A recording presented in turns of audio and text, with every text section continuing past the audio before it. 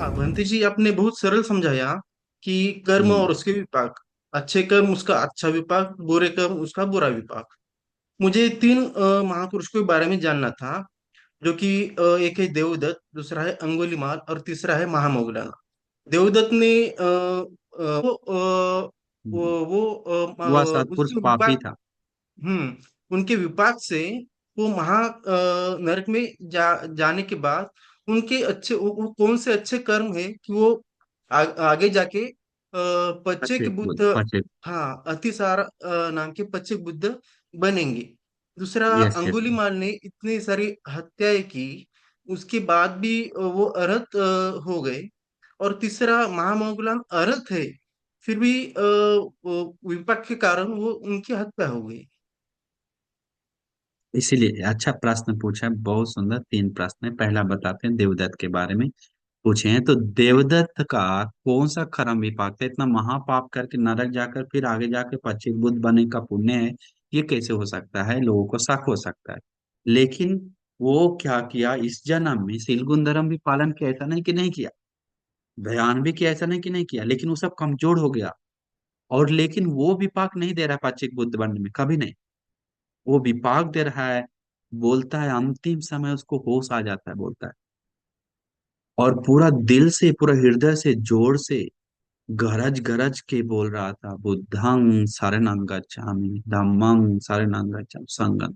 हमसे बहुत बड़ा भूल हो गया जो भगवान बुद्ध जैसे महापुरुष से हम सामना की। हमसे जितना भी पाप मिलना मिल जाए, लेकिन हम दिल से शरण जाते हैं, दिल से धर्म का शरण, संघ का शरण। हमारा गुरु है भगवान, हमको मिलाओ उनको चरणों में धोकर वंदना कर क्षमा मांगे। हमको मिलाओ, चलो ले जाकर, उठा कर ले जा रहा था। जाते जाते बुद्धं शरणं गच्छामि बोलते बोलते जा रहा था, भगवान का ही गुण गाते जा रहा था। अरे हम माफी मांगने के लिए अच्छा से अंतिम में जब मरने से पहले माफी, लेकिन उसका कर्म भी पाक इतना बलवान था कि माफी भगवान के सामने आने के लिए उसको इतना पुण्य नहीं था। शाम, लेकिन जिस समय वो प्यास लगा उतरने के लिए, एक तालाब में उतरता है, छोटा सा पोखर में। तो उसमें पानी पीने के उतरता है, उतरते समय उसमें अंदर ऐसा फटकर आग निकलकर उसको नीचे लेकर जाता है, कहा जाता है ऐसा उस घटना में। जिसके कारण भी बोलता है अगर भगवान को अभी नहीं मिला, लेकिन हम अभी भी भगवान बुद्ध के शरण जाते हैं यहीं से। भगवान आप जहाँ कहीं हो, हम आपको दिल से भगवान का शरण जाते हैं, दिल से धर्म का संग। बुद्धं शरणं गच्छामि बोलते बोलते गया है।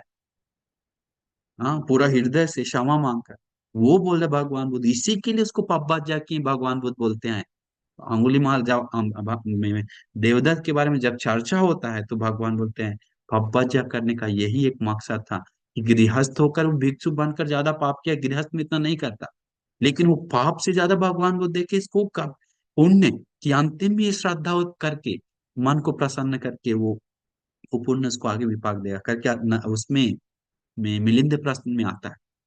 तो वो देखिए पहला। दूसरा कारण कि आप बोले अंगुली माल बंती को इतना पाप कर्म किया, फिर भी उसको आनंद कैसे हुआ? तो इतना पाप तो अभी तो वही बताएं, यंच पापं कथम कामं कुशले न पीती थी। जो भी पाप कर्म करता है तो वो पाप कर्म कुशल से ढक देता है। अन्य ये बहुत बड़ा मिलिंद प्रश्न में आता है। जैसे हम एक छोटा सा पाप कर्म है, वो जैसे पत्थर है, वो पानी में डालते हैं डूब जाता है।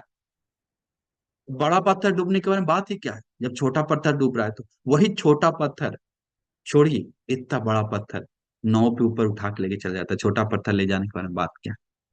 तो नाव है, तीसरा शरण नाव है, धर्म का आचरण नाव है, दिल से शरण जाकर सब चीज करना।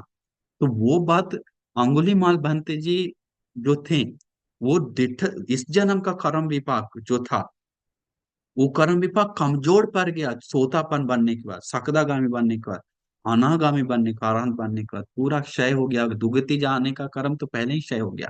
इसलिए तो भगवान बुद्ध को बोलता है भगवान आपके शरण में आने के बाद हमको दुख नरक जाने का पाप कर्म था सब खत्म हो गया। सोतापन होने के बाद बोलता है भगवान आपको कैसे हम शुक्रिया अदा करें, कैसे पुण्य दें, कह नहीं सकते हैं करके शुरू दिन ही बात करता है।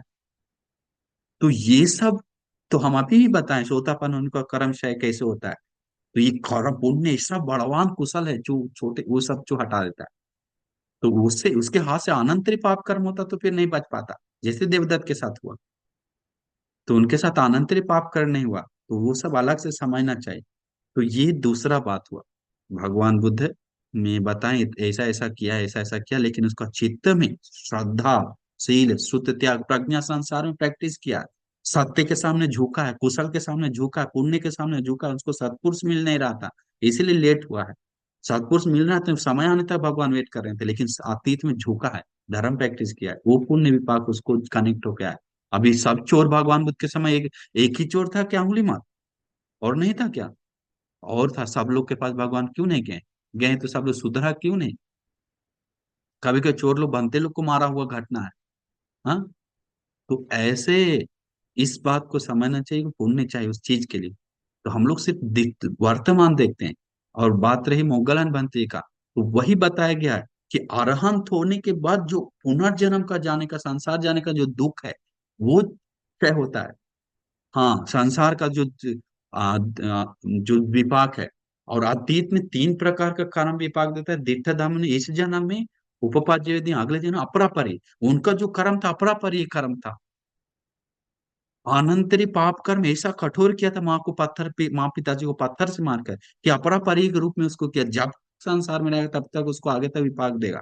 और बीच, इसीलिए वो विपाक बीच में बीच में उसको ऐसा दिया है करके, मतलब जब तक संसार, मतलब ऐसा नहीं कि समय तक लिमिट रहता है, लेकिन जन्म जन्म तक आता है। तो जन्म जन्म आते आते उस जन्म तक भी आया उनका। तो बात ये है। तो इसीलिए तो मुगलन बनते रुक जाते हैं। तो ऐसा नहीं कि माँ पिताजी मान अभी में मारने के कारण उसको फिर कभी जन्म जन्म ही ऐसा दुख मिलता है, ऐसा बात है। तो एक बहुत जन्म तक उसको जाता है, एक कहावत है। तो उसको उस समय तक उनका आया, कभी तो 1000 जन्म तक, कभी के 10,000 जन्म तक, कभी के 5,000 जन्म तक, ऐसे आता है कर्म विपाक। कठोर कर्म विपाक है तो। नहीं तो एक जन्म दो जन्म आता है, नहीं तो उससे इस जन्म में खत्म होता है। तो ये बात हम लोग समझना चाहिए उपासक, ठीक है।